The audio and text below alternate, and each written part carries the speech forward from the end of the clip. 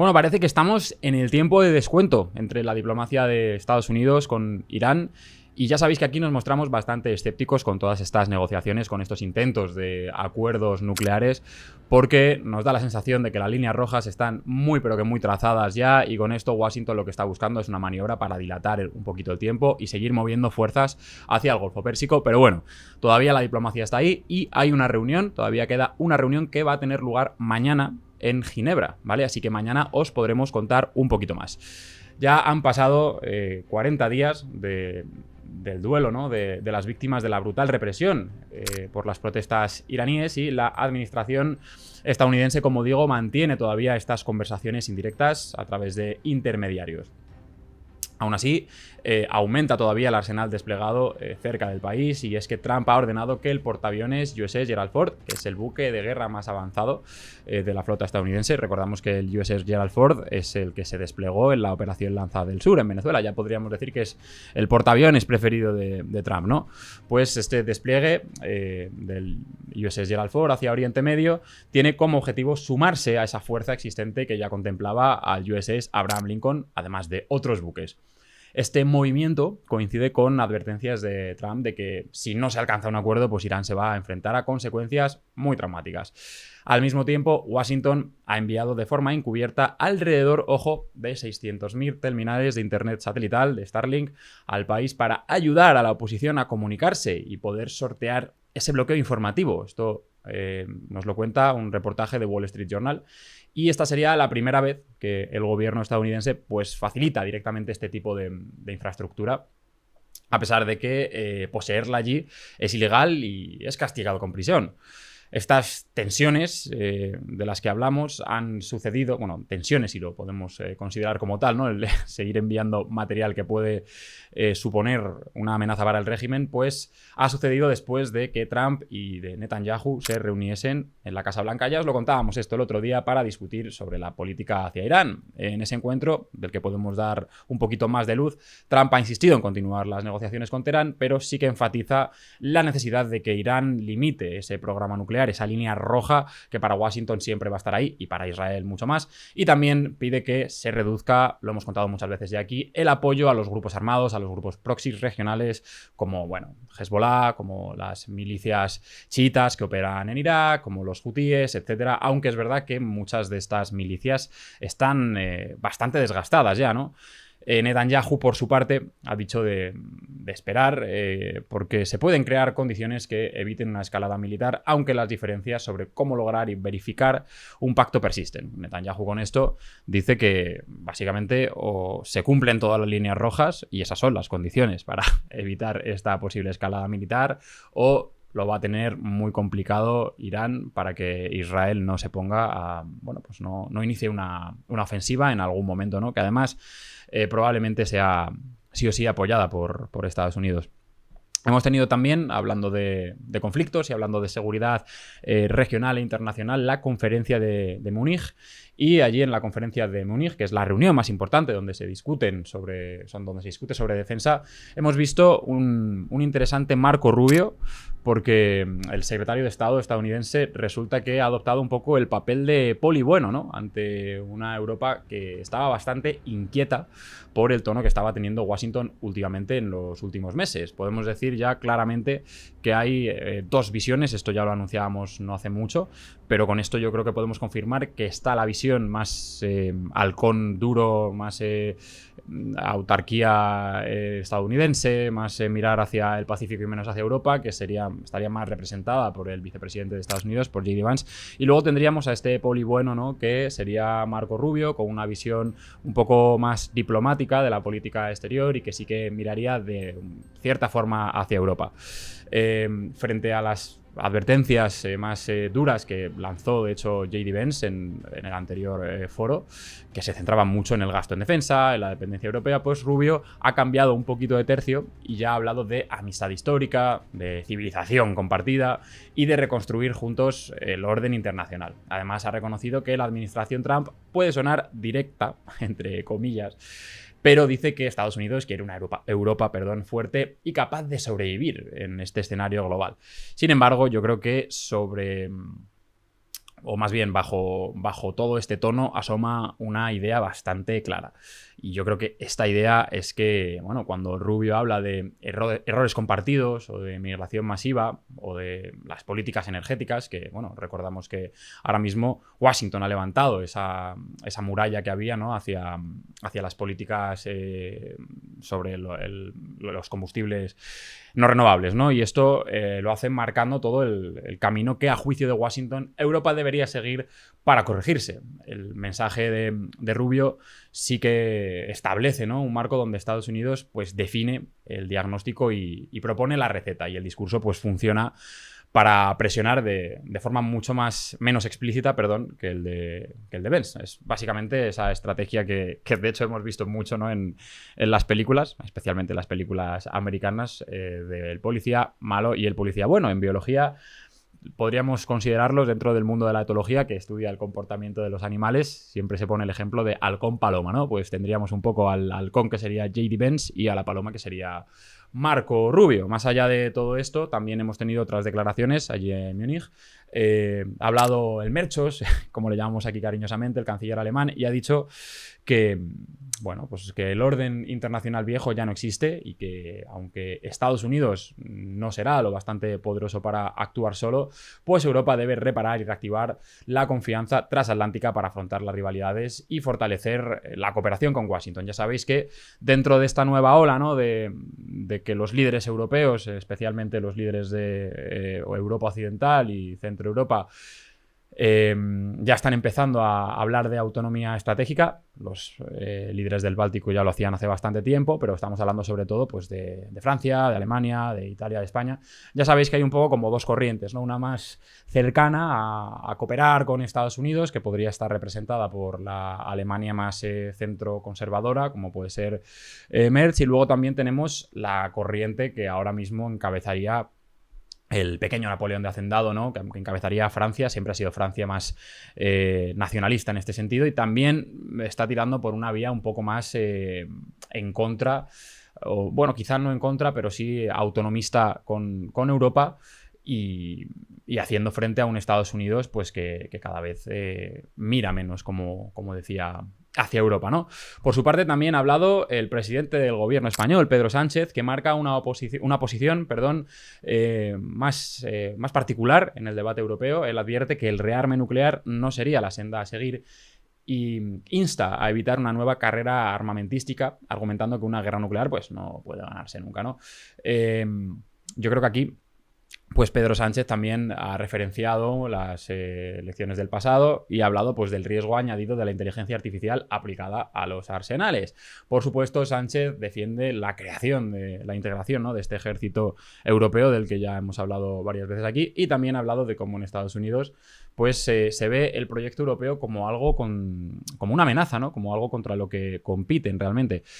Por supuesto, como no, aquí Sánchez está haciendo un poco de las suyas, porque ya sabéis que siempre que se hable de política exterior aquí en España se dejará de hablar de la política nacional, de la política interior, donde el presidente tiene muchos flecos sueltos todavía, y por supuesto pues le interesa mantener esta postura a nivel exterior, que desde luego es una postura que concuerda bastante bien con los intereses que están mostrando la mayoría de países europeos a día de hoy, ¿no?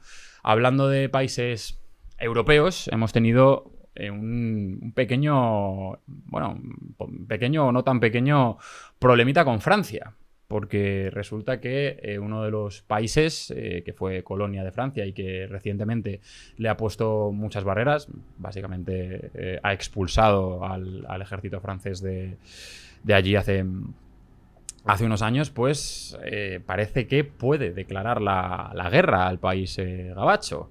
Y es que la tensión entre Níger y Francia ha vuelto a subir varios grados. La junta militar, que gobierna el país africano desde el golpe de Estado de 2023, ha declarado que va a entrar en un estado de guerra con París.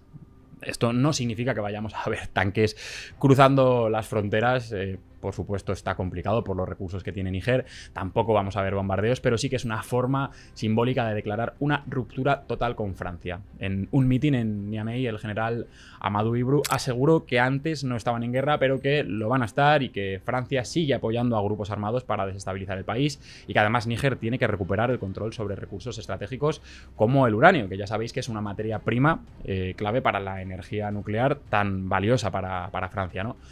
Para entender esta escalada tenemos que retroceder a 2023, cuando el general Chiani tomó el poder y rompió casi por completo las relaciones con la antigua potencia colonial. Ya sabéis que el general Chiani es, la actual junta militar de Níger se suma además a otras 2 juntas militares que operan en la región del Sahel.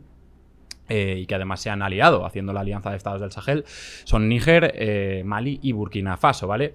Bueno, como decíamos, después de ese golpe de estado, las tropas francesas fueron expulsadas y completaron su retirada a finales de ese mismo año, poniendo fin a años de cooperación militar contra el yihadismo en la región del Sahel, algo que pues ha acabado impactando de forma también negativa porque al final el yihadismo ha tenido un espacio que ocupar y por supuesto lo ha hecho.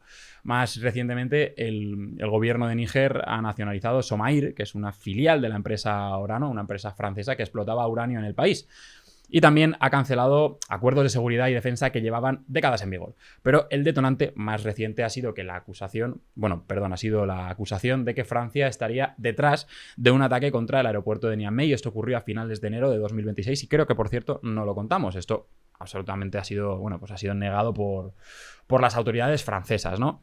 El Estado Mayor de Francia ha hablado de guerra de información y ha rechazado cualquier plan de intervención militar, pero en Níger pues ha hecho un llamamiento a que la población se movilice.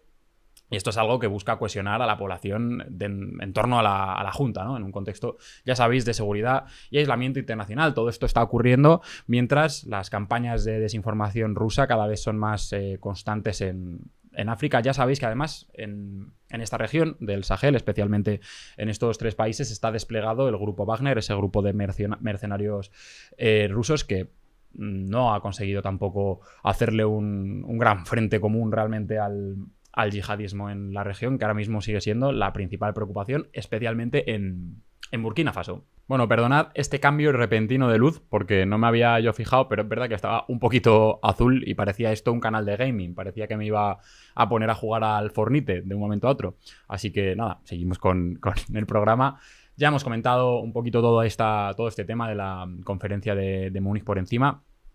Pero vamos a irnos a otro sitio donde también va a haber unas reuniones que van a ser clave y donde las 2 principales, podríamos decir, o 2 de las principales monarquías del Golfo Pérsico cada vez están dejando a relucir que tienen más conflicto entre ellas, ¿vale? En la cumbre de la Unión Africana, que se va a celebrar esta semana, la rivalidad entre Arabia Saudí y Emiratos Árabes Unidos se deja ver más que nunca. Y es que lo que ha empezado como, diferencias sobre cómo manejar el conflicto en Yemen, pues ha ido poco a poco trasladando al Cuerno de África y al Mar Rojo. Y esto ha obligado a países africanos a ir poco a poco posicionándose entre 2 potencias del Golfo que tienen visiones diferentes para la región.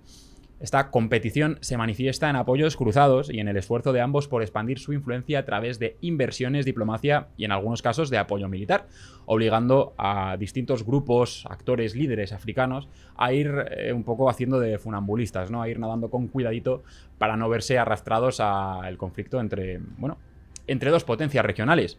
Uno de los escenarios más sensibles de esta pugna es el de Sudán. Allí ya os hemos comentado que el conflicto interno entre las RSF y el ejército regular se ha ido volviendo cada vez más complicado bajo la sombra de los intereses del Golfo. Los Emiratos han sido acusados, yo creo que es algo que todo el mundo sabemos ya, que apoyan logísticamente a las RSF. Veíamos el otro día cómo se ha descubierto, ¿no?, esa base de las RSF en Etiopía, que también está apoyada por Emiratos Árabes, mientras que Arabia Saudí y sus aliados pues respaldan a las fuerzas armadas oficiales de Sudán. Este es uno de los campos de batalla, que además ha creado uno de los conflictos humanitarios más grandes, una de las crisis humanitarias, más grandes a día de hoy. Pero también tenemos el tablero yemení, donde al final, pues un conflicto que ha ido enfrentando durante años a estas fuerzas. De hecho, es el primer tablero geopolítico que juegan en contra estas petromonarquías, pues se ha utilizado, ¿no?, como decía, como un lugar de fricción donde cada uno ha intentado imponer su posición y al final Emiratos Árabes Unidos pues ha terminado por perder a esos aliados, ¿no? Tras el colapso del Consejo de Transición del Sur.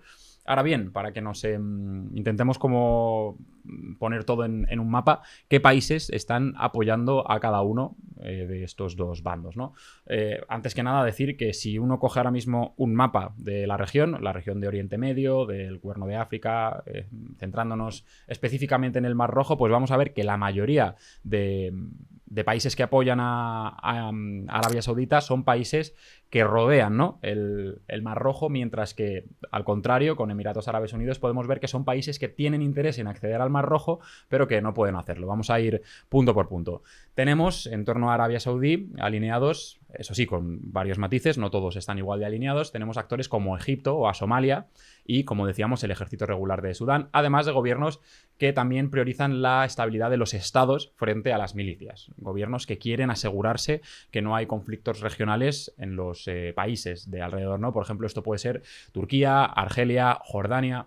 Mientras tanto, Emiratos Árabes ha tejido vínculos con fuerzas y autoridades que ofrecen acceso estratégico a puertos y a corredores del Mar Rojo. Esto pueden ser, pues, como decíamos, las fuerzas de apoyo rápido en Sudán, pero también Israel, Etiopía y las autoridades de Somalilandia. Ya veis que este conflicto está cada vez volviéndose más complicado porque además es un conflicto entre estas dos potencias que choca con otros. Por ejemplo, en el conflicto silencioso que existe entre Ruanda y entre la República Democrática del Congo, estas dos potencias tienen mucho que decir. Emiratos Árabes está intentando hacerse también con el control de las rutas comerciales de oro y cobalto del Congo. Por supuesto, esto también le interesa en Sudán. Es precisamente su mayor aliciente para poder para seguir financiando a las RSF allí.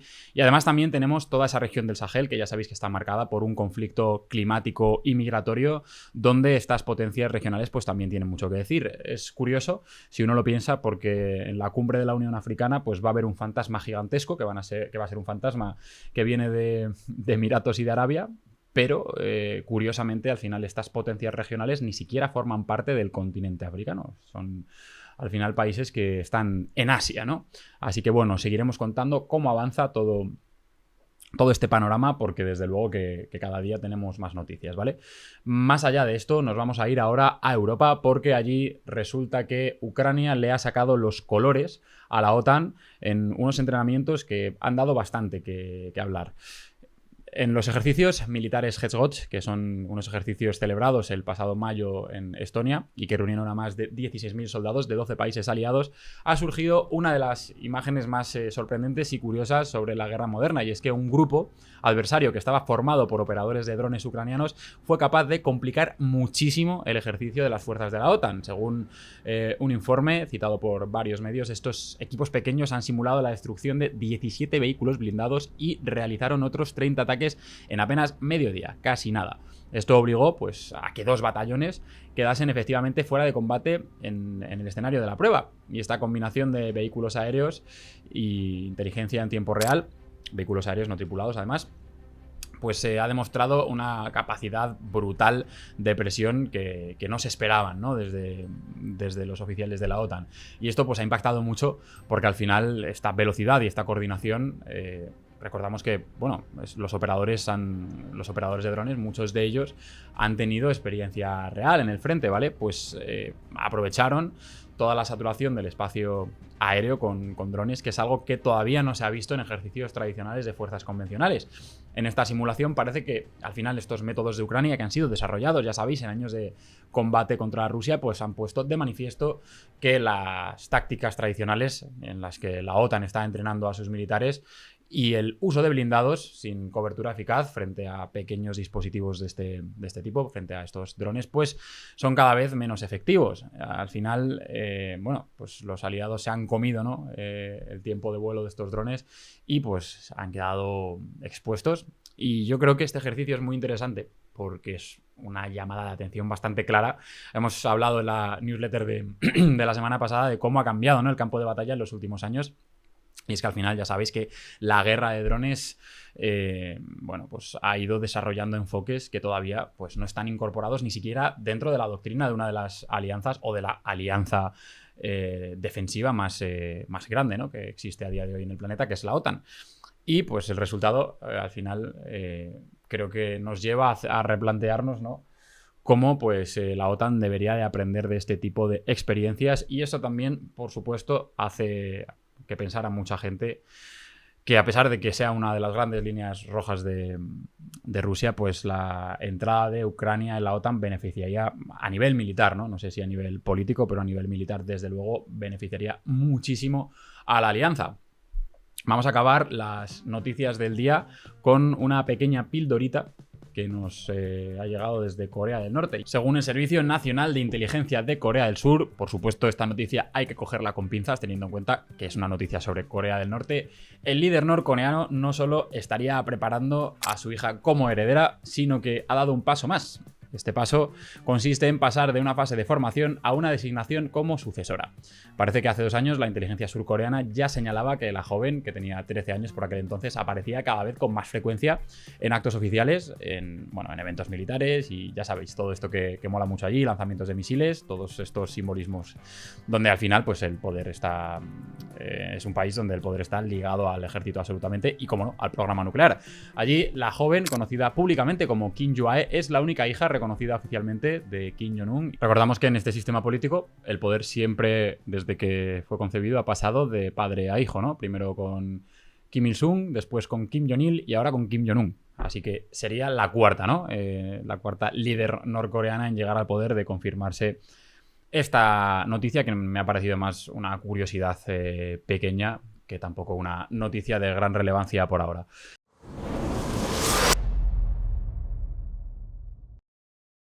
Bueno, tenemos por un lado a Arancelator, que los fans del programa ya saben quién es Donald Trump, pero parece que desde China está llegando su figura opuesta. Es que Xi Jinping se está convirtiendo en anti-arancelator. ¿Por qué digo esto? Pues resulta que China ha anunciado que a partir de mayo de 2026 va a eliminar el 100% de los aranceles para todos los países africanos con los que mantiene relaciones diplomáticas. Siendo China, esto es prácticamente todos. Creo que hay 54 países africanos y no sé si con 52 o 53 China va a adoptar esta medida. Como digo, la medida ha sido presentada por el nuevo anti-arancelator, Xi Jinping, y implica aplicar pues tarifa cero a todas las líneas arancelarias, y esto en la práctica pues permite que casi cualquier producto africano, desde cacao y café hasta textiles o manufacturas ligeras, pues entre en el mercado chino sin pagar impuestos. Hasta ahora este trato estaba reservado a 33 países que estaban considerados menos desarrollados, pero con todo esto Pekín busca claramente consolidarse como el socio comercial más importante de África en un momento donde, además, como hemos comentado ya en las noticias, África se está convirtiendo en un tremendo tablero geopolítico a nivel internacional. Vale, he dicho que había 2 países que eran excepción. No, solo hay un país que es excepción a todo esto y que, por supuesto, es el único país africano que mantiene relaciones diplomáticas con Taiwán en lugar de Pekín. Estamos hablando de Eswatini, ¿vale? Esto pues lo deja fuera del acuerdo. Por cierto, más allá de todo esto, China pretende también facilitar que los productos agrícolas y manufacturados africanos vayan ganando presencia en su enorme mercado interno, y para ello, pues esta política va a ir acompañada también de procedimientos aduaneros más simples y de controles sanitarios más ágiles, ¿no? O sea, se va a flexibilizar todas las condiciones que tiene ahora mismo el comercio africano para exportar a China, ¿no? En términos prácticos, pues esto al final quiere reducir la burocracia y hacer que sea mucho más fácil y más barato vender a China para África. Así que bueno, ya veis cómo China, de una forma completamente distinta a como están haciendo otros países, como hablábamos de Emiratos y de Arabia Saudí, sin financiar actores proxy, sin financiar actores que desestabilicen los países, e invirtiendo únicamente en infraestructura y apoyando que pueda existir un comercio prioritario con China, pues está ganándose, ¿no? A los países africanos. Bueno, ya veis que ha sido cortita la noticia económica del día. Vamos a finalizar el programa para los que estáis en Memorias de Pez, pero si queréis seguir tenéis que iros a La Pecera, suscribiros por supuesto a La Pecera, que allí continúa el programa, y traigo hoy una sección, ¿vale? La hacemos en La Pecera porque realmente es una sección que viene de una pregunta del anzuelo, pero yo la he hecho un poco más larga, he respondido con con un poquito más de cuidado. Así que vamos a hacer una peciencia, que hace mucho que no la hacíamos, ¿vale? Ya sabéis, la gente que nos sigue desde Memorias de Pez, os vais a la pecera si queréis continuar el programa. Y bueno, si no, pues suscribíos a nuestra newsletter, ¿vale? Venga, seguimos.